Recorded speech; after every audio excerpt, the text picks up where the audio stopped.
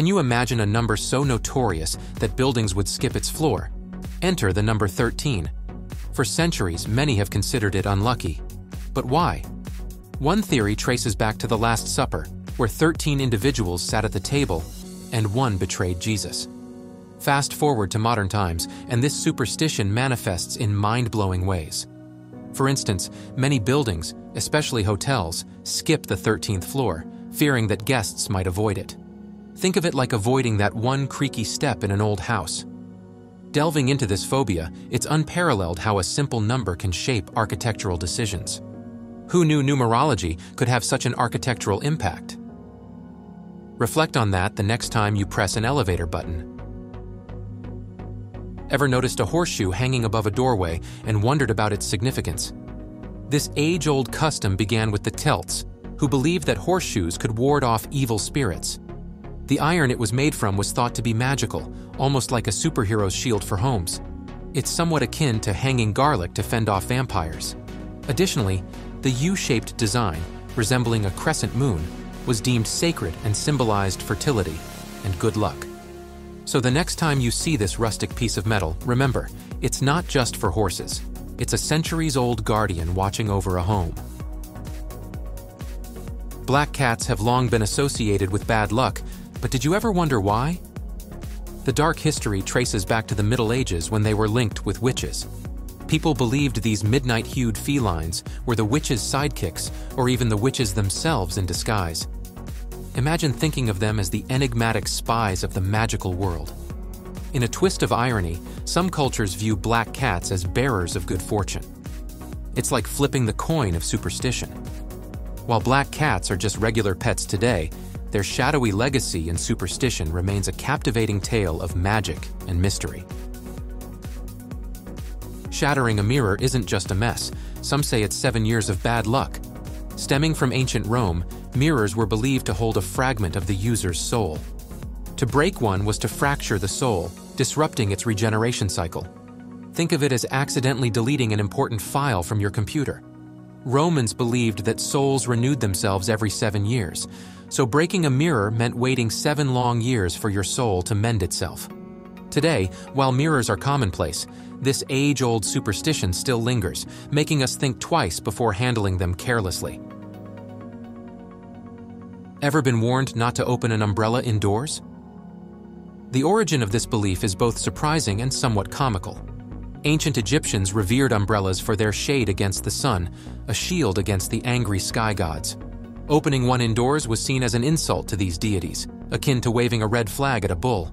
The audacity. Later on in Victorian England, the superstition morphed. Umbrellas opened indoors were simply hazards in cramped spaces, prone to breaking things or poking eyes. Today's reasons might be more practical, but the story behind it adds a sprinkle of divine drama to our daily lives. Walking under a ladder. Some would say you're courting disaster, but the origins of this superstition are rooted in religious symbolism. An open ladder forms a triangle, reminiscent of the Holy Trinity in Christian belief. To walk through it was considered blasphemous, almost like trespassing on holy ground. It's akin to stepping on a sacred emblem. Over time, the superstition evolved. Ladders became associated with executions and hangings, adding another layer of dread to this simple tool.